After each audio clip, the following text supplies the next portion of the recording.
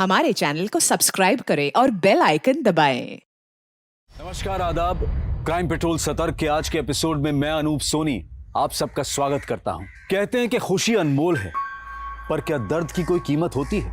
ये ऐसे दर्द की व्यथा है जिसमें सब मिट गया, लेकिन दर्द नहीं मिटा। ऐसी बर्बरता जो एक लंबे समय तक चली, जिसकी वहशत कभी नहीं मिटी। एक ऐसा विचित्र अपराध जो इंसानी अस्तित्व का वो घाव बन गया कि अदालतें हिल गई। कानून सोच में पड़ गया कि अगर इंसाफ हो तो क्या हो, कैसे हो। ये केस शायद इतिहास में दर्ज होकर हमें हमेशा चौंकाएगा कि क्या ऐसा भी हो सकता है।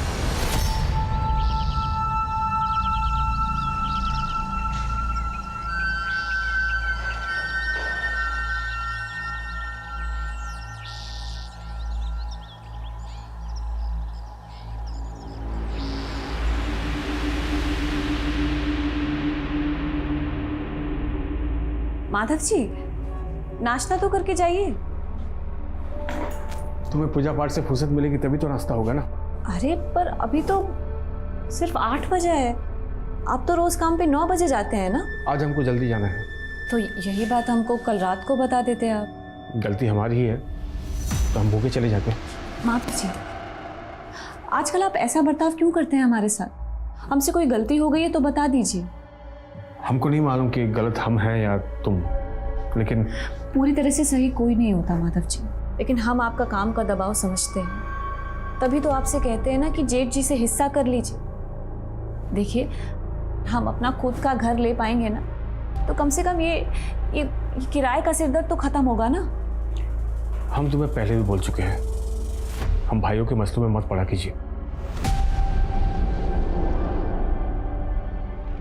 साथ चलने वाला जब अचानक से आपको पीछे कर दे तो बहुत अजीब लगता है। हमने माधव को हमेशा उन मर्दों से अलग माना जो सदियों से औरत को कठपुतली की तरह नचाते आए हैं। पर क्या हम ये रीत तोड़ पाएंगे?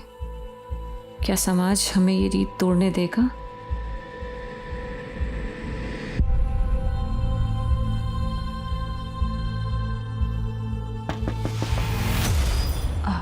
रुक जी। आप माधव जी की पत्नी है ना? हाँ, लेकिन आप कौन? आपके पति वहाँ पे सड़क पार कर रहे थे, उनका एक्सीडेंट हो गया। आप चलिए जल्दी, आप चलिए। क्या? हाँ जल्दी चलिए। कैसे? आइए आइए, भागिए। कहाँ? यहीं पे थे। कहाँ? यहीं पे थे। कहाँ गए? मैं सच कह रहा हूँ, यहीं पे थे। Mummy, mummy, mummy, mummy, mummy कहाँ चली गई? आंटी, मम्मी को देखा क्या? नहीं बेटा। हेलो हेलो माधव भैया, हम रश्मि बोल रहे हैं। आप कहाँ हैं? हम काम पर जा रहे हैं। क्यों, क्या हुआ? वो करुणा दीदी घर पर नहीं है और बबली उनके लिए रोई जा रही है। करुणा घर पर नहीं है? अच्छा रुकिए, उसको फोन करते हैं हम। भैया, हमने उन्हें फोन किया था, लेकिन वो अपना फोन घर पर भूल गई हैं। फोन घर पर छोड़ गई है? ठीक है, हम पहुंच रहे हैं।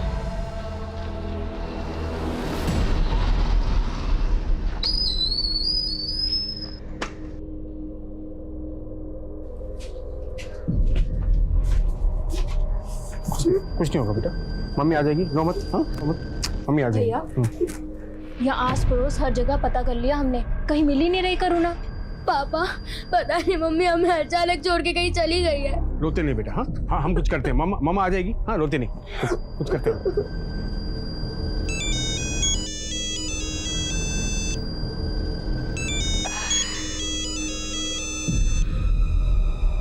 अरे दामाद जी, कैसे हैं दामाद जी?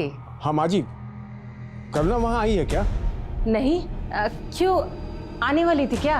पता नहीं माँ जी, लेकिन यहाँ कुछ बिना बताए सबको, बबली को अकेला छोड़ के कहीं चली गई। क्या? हाँ माँ जी, अगर सुनिए ना, अगर वहाँ वो आती है ना तो हमको फोन करवाइएगा। ठीक है दामाद जी। कहा वो माँ, कहा बोल रही थी जी? माधव, करुणा को तो हमारी और तुम्हारे भैया की शकल भी पसंद नहीं है। वो काहे आएगी यहाँ? हम यहाँ करुणा को लेकर परेशान हैं और आप ये सब लेकर बैठ गई है। अरे गई होगी यहीं कहीं, काहे परेशान हो रहा है?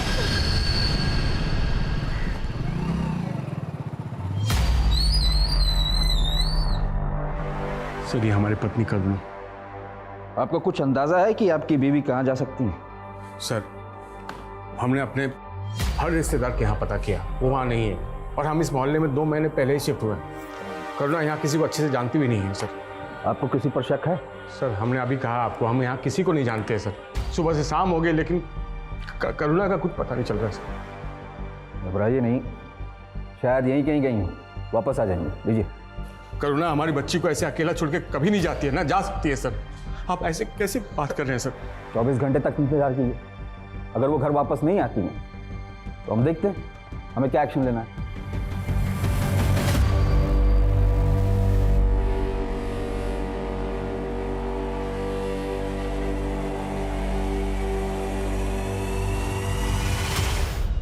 जय जी एक ठो बात पूछे हम, बुरा मत मानिएगा, कहीं आपका और दीदी का कोई झगड़ा वगड़ा तो नहीं हुआ था? क्यों? करुणा ने तुमसे कुछ कहा था क्या? नहीं, वो हमें क्यों बोलेगी, लेकिन आपकी बातों से लग रहा है कि जैसे कुछ हुआ था। हाँ आजकल हम दोनों के बीच में कुछ अनबन चल रहा था, लेकिन हमसे झगड़ा कर कर वो तुम्हारे ही घर जाती ना। लेकिन वो तो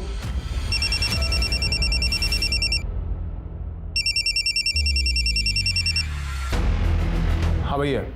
हाँ माधव, करुणा का कुछ पता चला? नहीं भैया, और पुलिस ने 24 घंटे का इंतजार करने को कहा है और वापस भेज दिया हमें। कहा? बात पुलिस तक पहुंच गई है? ए, सुनो, आज हम मूली का पराठा खाएंगे। वो कहा है कि सवेरे से हमारा पेट नहीं साफ हुआ है ना। तो एक काम करो, लोटा लेके निकल लो, आज तो बैंगन का भरता बनेगा। वो काहे? काहे? हमारा मन है। मूली बैंगन के साथ अगर आलू मिला दो ना तो आलू मूली बैंगन की सब्जी बहुत मस्त बनाती है। तूने कल जो आलू मूली बैंगन की सब्जी बनाई थी ना, कमाल की थी यार। मुझे भी रेसिपी बता ना। आज घास फूस नहीं बनेगा, जश्न की रात है, मुर्गा बनेगा। अरे क्या बात कर रहे हो भैया, दिल खुश कर दिए। चल बना। जी जी नहीं, हम शाकाहारी लोग हैं, हमारे लिए मांस छूना भी पाप है, हम नहीं बना सकते। समझ सकते हैं, लेकिन क्या करें, हम तो पापी हैं और तू पापियों की कैद में है, पाप तो करना पड़ेगा। नहीं नहीं नहीं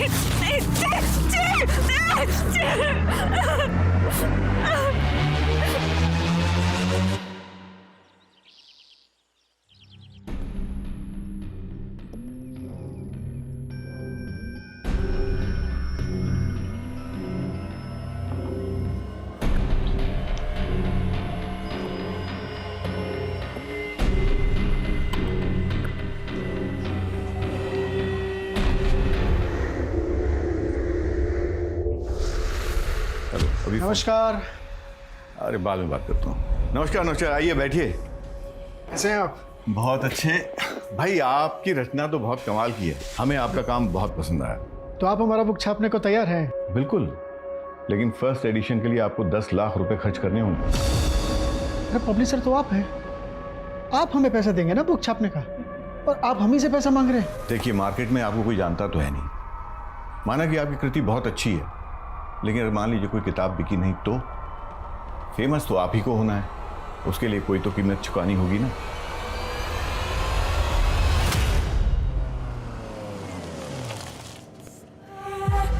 और गुप्ता, खबर में क्या है?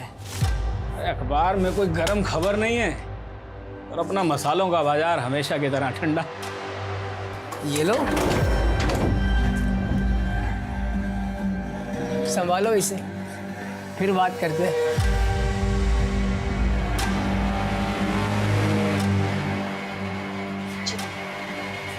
चलिए।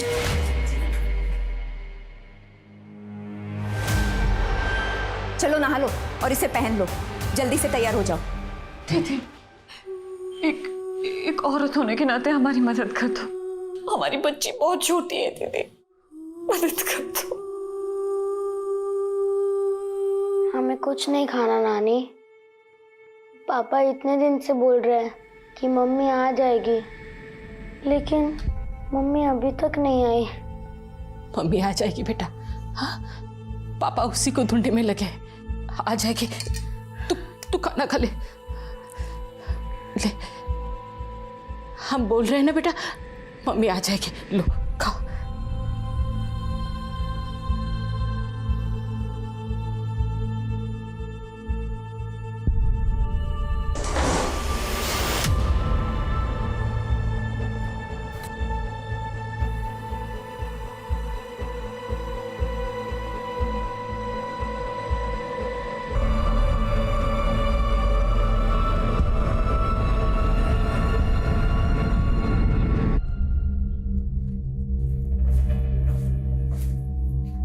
ये लीजिए पानी।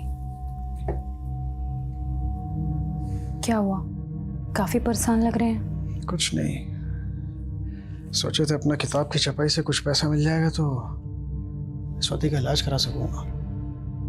वो पब्लिशर वो हम ही से 10 लाख रुपए मांग रहा है। देखिए, परेशान मत होइए, भगवान सब भला करेगा। अच्छा, स्वाति कहाँ है? ये देखो, तुमको ना बिल्कुल ऐसे ही चलना है, और तुम ना किसी को बताना मत कि हमने तुमको ऐसे चलते सिखाया है, वरना सब हमको मारेंगे। तुमको पता है ऐसे चलना है। देखो ऐसे, ये देखो, समझा ना तुमको? अब तुम्हारी बारी। तुम ना बिल्कुल ऐसे ही चलना, ठीक है? लेकिन तुम ना किसी से बताना मत।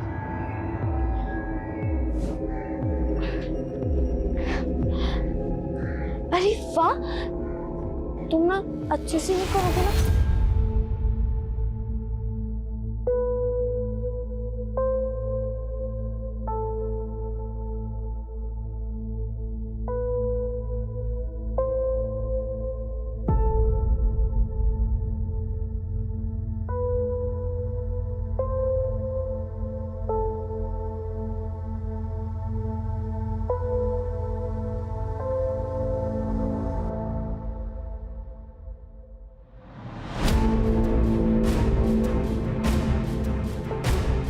ये आपकी बीवी है? हाँ, हमारी बीवी है। आपने देखा इनको? हाँ, कई दिन पहले मैंने इनको 2 आदमियों के साथ देखा था।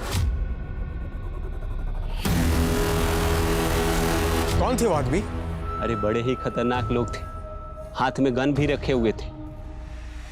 वो लोग हमारी बीवी को लेके जा रहे थे और तुमने पुलिस को फोन नहीं किया? पुलिस वुलिस कुछ नहीं उखाड़ सकती है उनका, दिलावर गैंग के लोग हैं वो। ऐसा कोई गैंग यहाँ पनप ही नहीं सकता। लॉ एंड ऑर्डर बहुत मजबूत है यहाँ का। क्या मजबूत है? कोई हमारी बीवी को उठा ले गया है, आप यहाँ बैठे खाने पूर्ति किए जा रहे हैं। बस, अगर कोई गैंग हुआ भी तो किसी और एरिया का हुआ, हम पता करते हैं, ठीक है?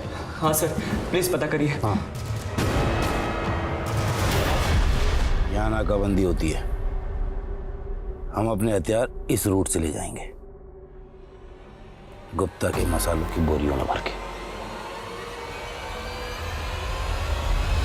सर, ये मेरे जीजा जी हैं सुरेंद्र जी, और ये मेरी दीदी नैनी, और ये उनकी बेटी स्वाति। सर यही गणेशपुरा में रहते हैं सर। काफ़ी दिनों से इनका फ़ोन बंद आ रहा था सर, तो हम देखने के लिए घर पर गए, लेकिन देखा कि वहाँ ताला लगा हुआ है। हमने हमारे सभी रिश्तेदारों से बात की, लेकिन सर किसी को कोई आइडिया ही नहीं है कि अचानक से ये लोग कहाँ चले गए। हमें कुछ ठीक नहीं लग रहा है सर। तुम्हारे जीजा करते क्या है? सर वो एक जोशी हैं, और सर अजीब बात यह है कि कल मेरी भांजी का जन्मदिन था, और मुझे पहले से इन्वाइट किया हुआ था आने के लिए, लेकिन सर मैं गया तो वहाँ ताला लगा हुआ है। तुम्हें अपने जीजा और दीदी के फ़ोन नंबर दे दो, हम देखते हैं। जी पुलिस कुछ नहीं करने वाली है, हमें किसी बड़े अफसर से जाके बात करनी चाहिए।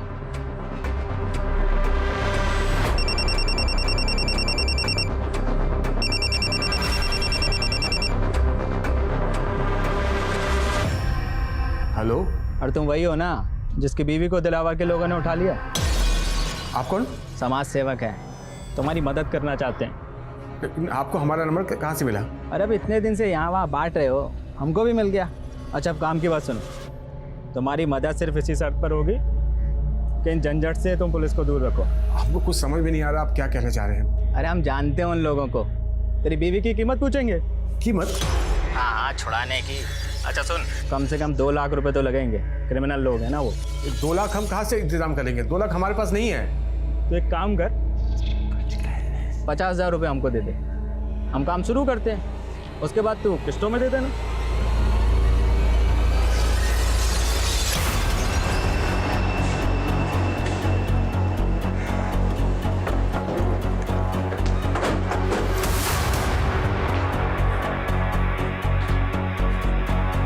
यादव सर, ताला तोड़वा।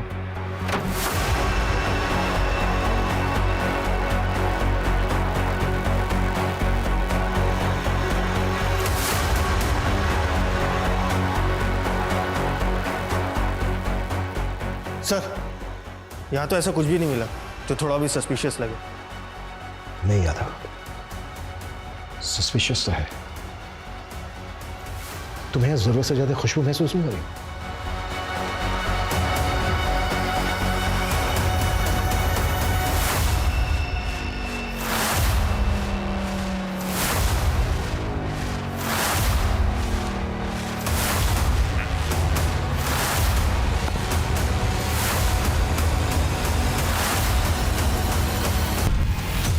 ये देखो, ऐसा लग रहा है जैसे ये रूम फ्रेशनर यहीं पे स्प्रे करके खाली किया गया है। शायद कोई बदबू मिटाने की कोशिश की गई है।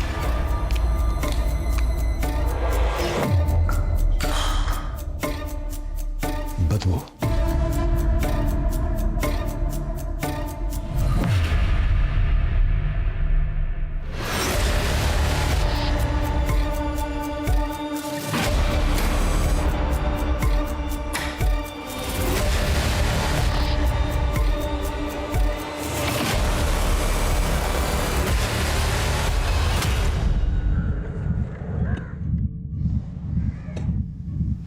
बॉडीज की हालत देख के तो ऐसा लग रहा है कि जैसे इनके मर्डर्स काफी पहले हुए हैं।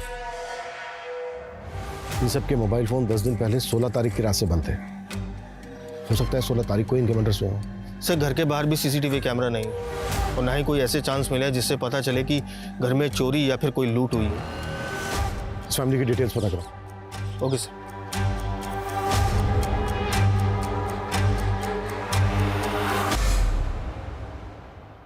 जतिन, जिसने भी ये सब किया है वो कानून से बचेगा नहीं।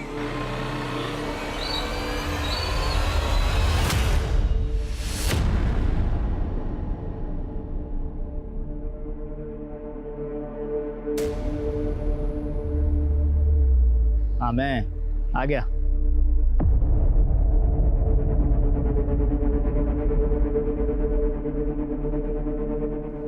तो 40,000 है। पहली किस्त में 10,000 कम। भाई जितना बंदोबस्त हो पाया लिया है। देखिए, तुम हमारी बीबी से मिले हो, वो ठीक तो है ना? अभी नहीं मिले हैं। अब तुम पैसा दिए हो ना, अब बात करेंगे गैंगस्टर से। हमारी बीबी का कोई फोटो, कोई वीडियो है तो दिखाओ ना, हमको भी पता चले कि वो किस हाल में है। अरे तुम परेशान मत हो, अब तुम 1,60,000 का बंदोबस्त करो बस, वो मिल जाएगी। बोला ना। लेकिन भाई हमको बताइए ना वो किस हाल में है। बोले ना परेशान मत हो। अरे हमको एक बार फोटो तो दिखाइए। मिल जाएगी, परेशान मत हो।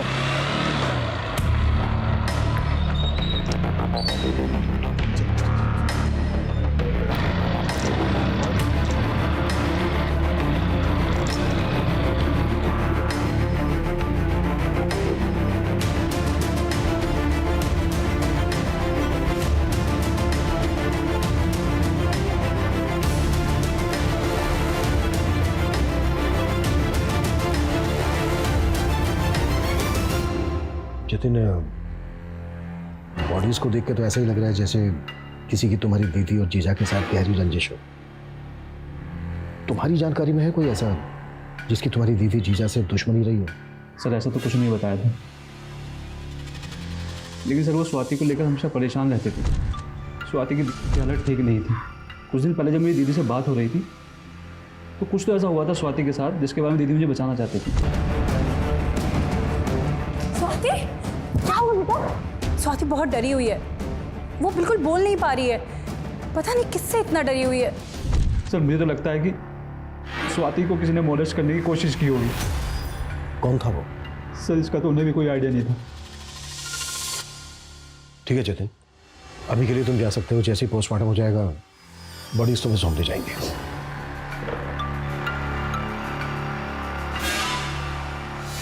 यादव सर, मोहल्ले से लेकर स्वाति के स्कूल तक पता करो स्वाति पे किसकी बुरी नजर थी। हो सकता है इन मर्डर्स का मोटिव इसी एंगल से जुड़ा हो। Okay sir. करुणा से उसका संसार छीनकर उसे नर्क की दुनिया दे दी गई। आखिर उन गुंडों का मकसद क्या था? ये केस असमंजस से भरा हुआ था, लेकिन पुलिस कोई हरकत नहीं दिखा रही थी। वो इस समय स्विच्ड ऑफ है। जय जी, पक्का ही फिरोज हमारा पैसा लेकर भाग गया है, तभी इसका फोन बंद आ रहा है।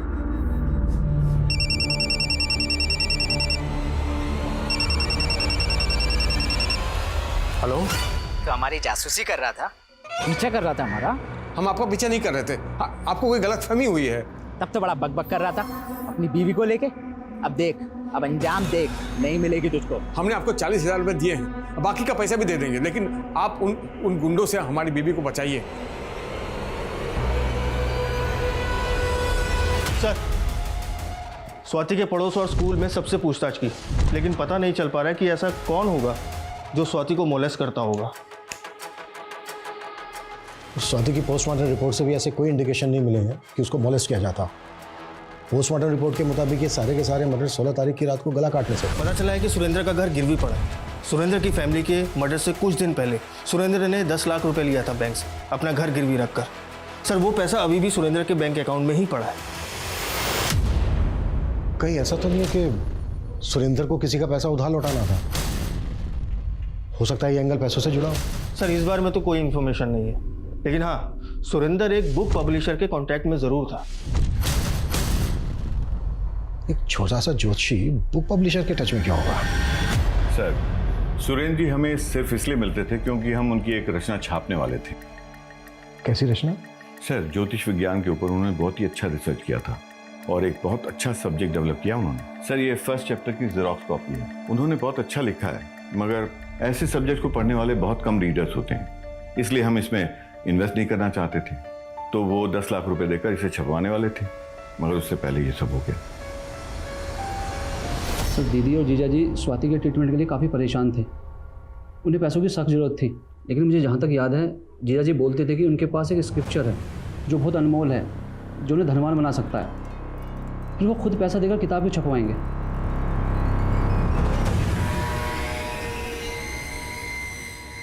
अगर ये कंटेंट इतना ही अनमोल है तो इसकी ओरिजिनल कॉपी चेक करते हैं। शायद सुरेंद्र के घर पे हो।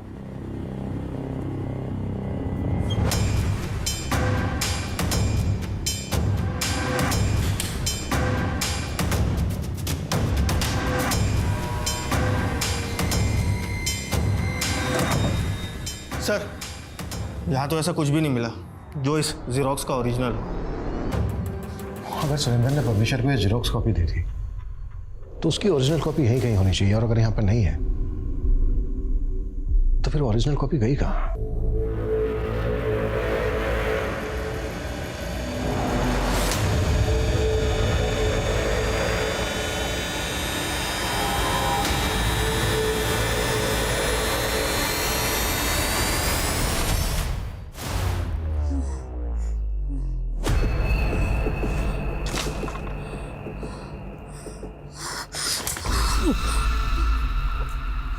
चलो आ जाओ, उस तरफ आ जाओ। चलिए चलिए।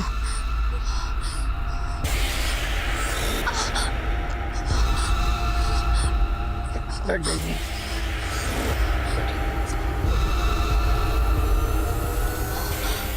इस हालत में इतना काम करेगी ना, ये मर जाएगी। उम्मीदें जवाब दे रही थी, हौसले टूट रहे थे, और करुणा के गर्भ में पल रहा बच्चा करुणा को एक अलग ही परिवेश में लेकर जा रहा था। वो बच्चा एक ऐसी गाथा रचने वाला था जो उपन्यासों की कल्पना में होती है, लेकिन यह हकीकत थी, और जिस पर बीत रही थी वो इस पीड़ा का नर्क भुगत रहा था। वहीं अपने आप को समाज सेवक बताने वाला फिरोज गायब हो चुका था, और उससे कई बार धोखा खाने के बावजूद माधव करुणा की बजाय अब फिरोज की तलाश में जुट गया था। अरे हमारी बीवी कहाँ है? अरे हमको क्या पता भाई तुम्हारी बीवी कहाँ है? तुमको नहीं पता था? तुमको नहीं पता? अरे मार कर इनको सच्चे को बना नहीं ले भाई इनको वहां कर दे भाई हमारी बीवी का है, बीवी का है हमारी। हम तुमको दिलाओ का नंबर दे जल्दी दे। 98 हाँ 98 78 40 आप जिस नंबर को डायल कर रहे हैं वो इस समय स्विच ऑफ है। साले नंबर बता रहे हैं नंबर। अरे भैया गैंगस्टर का नंबर है भाई बताओ। अरे असली नंबर है भाई।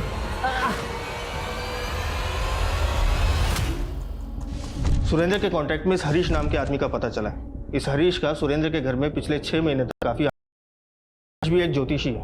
पिछले 6 महीने तक इन दोनों की काफी बातचीत हुआ करती थी, लेकिन अब ये दोनों कांटेक्ट में नहीं है।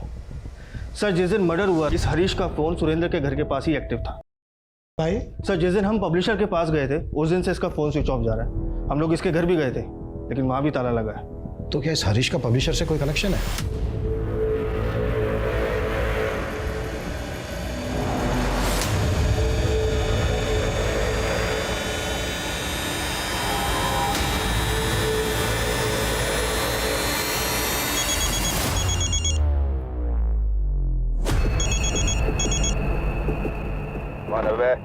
हम माधव, आपका 5 लाख का इंतजाम हो गया है। जज ये दिलावर फिरोज नहीं है और आपको मालूम आप कितने खतरनाक लोगों के बीच जा रहे हैं। और क्या गारंटी जज कि दीदी उनके पास है और वो दीदी को हमें वापस सौंप ही देंगे। जय, भले तुमने उम्मीद छोड़ दी है लेकिन हमने नहीं। तुम्हें डर लग रहा है उन गुंडों के बीच जाने से? कोई बात नहीं, हम अकेले चले जाएंगे।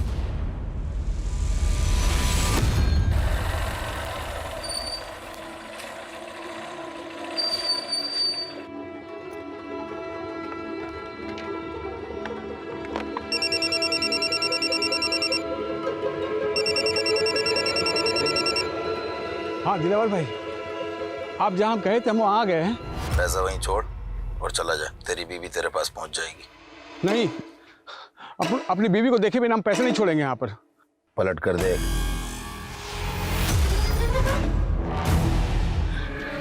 हमको हमारे घर छोड़ दीजिए भैया। 1 साल से इन्होंने हमें कैद कर रखा है। 1 साल? हाँ। क्या वहाँ हमारी बीवी ये करुणा ये थी यहाँ पर? हाँ? नहीं, हमने इन्हें कभी नहीं देखा है। अब इनके चंगुल में कैसे आए? 1 साल पहले इन्होंने हमें अगवा किया, उसके साथ हमारे साथ रहे भी। आपको कहाँ रखे थे ये लोग? हमको ठीक से कुछ नहीं याद है भैया, बस इतना याद है। भावना को घर पहुंचाने के बाद भी माधव ने उम्मीद नहीं छोड़ी और वो कोशिश में जुटा रहा। हाँ भैया, क्या ताका झाकी कर रहे हो? चोरी करने का इरादा क्या? नहीं भैया, हम अपनी बीवी को ढूंढ रहे हैं यहाँ पर। आपने ये हमारी बीवी करुणा, इसे देखा आपने? ये आपकी बीवी है? हाँ, हमारी बीवी है। तो कुछ लीजिए, बताइए, आपने देखा है क्या? भाई ये औरत रात के वक्त 2 आदमियों के साथ इस घर से जाती है।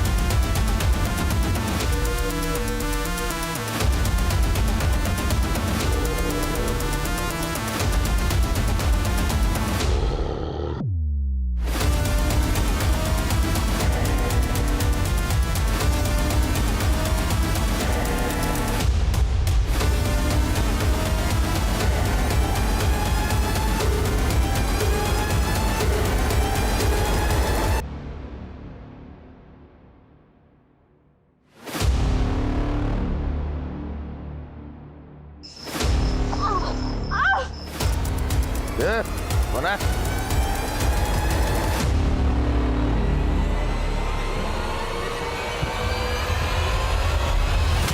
ए उठो, निकम्मो, लड़की गायब है। हाँ? अरे लड़की गायब है, उठो जल्दी। जल्दी उठो।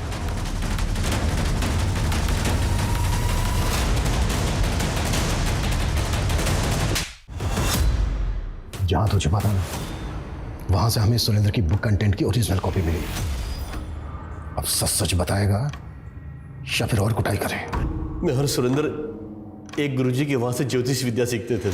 मैंने विद्या सीख के पैसे कमाने शुरू कर दिए और सुरेंद्र ने एक चमत्कारी किताब लिख दी सर। अब मुझे वो किताब चाहिए थी। ये सारा काम तू अकेले तो कर नहीं सकता। किसने साथ दिया तेरा? अब हम आपके लायक नहीं बचे। ऐसा मत कहो करुणा, हम साथ थे और हमेशा साथ रहेंगे। और हम ये बच्चा भी। नहीं नहीं नहीं, हमें बच्चा नहीं चाहिए। हम जानते हैं इसमें इस बच्चे का कोई कसूर नहीं, लेकिन अगर हमने बच्चा पैदा किया ना तो उन गुंडों का चेहरा हमको जिंदगी भर सताता रहेगा। हमें नहीं चाहिए ये बच्चा, नहीं चाहिए। मनीराम गुप्ता एक हमारे क्लाइंटल है। कहने को तो मसाले का व्यापारी है, पर वो दिलावर के गैंग के साथ मिलकर हथियार सप्लाई करता है। दिलावर को मैंने सुपारी दी थी साहब, सुरेंद्र के परिवार को मरवाने के लिए। लूट, फरोती, अबडक्शन, बहुत काले कारनामे किए हैं तूने और दिलावर गैंग में। अब तक जितनी औरतों को उठाया ये भी पता चल गया हमें। अब सीधे सीधे ये बोल, दिलावर और उसका गैंग कहाँ मिलेगा?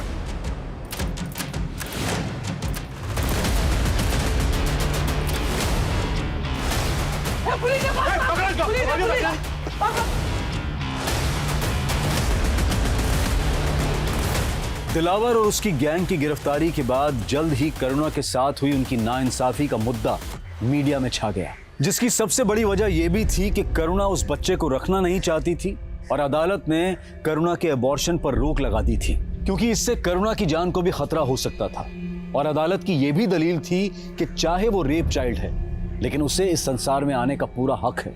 इसलिए अदालत का कहना था कि करुणा को वो बच्चा पैदा करना ही होगा। उसके बाद अगर वो चाहे तो इस बच्चे को अपना भी सकती है और अगर चाहे तो किसी सरकारी अनाथ आश्रम में भी छोड़ सकती है। ये केस शायद इतिहास में दर्ज होकर हमें हमेशा चौंकाएगा कि क्या ऐसा भी हो सकता है। अब मैं अनूप सोनी आपसे विदा लेता हूं, फिर मुलाकात होगी क्राइम पेट्रोल सतर्क में एक और नए केस के साथ। तब तक अपना और अपने परिवार का ख्याल रखें, सतर्क रहें, सुरक्षित रहें और देखते रहें क्राइम पेट्रोल सतर्क। जय Hind. For more updates, subscribe to our channel, click the show links and enjoy watching the videos.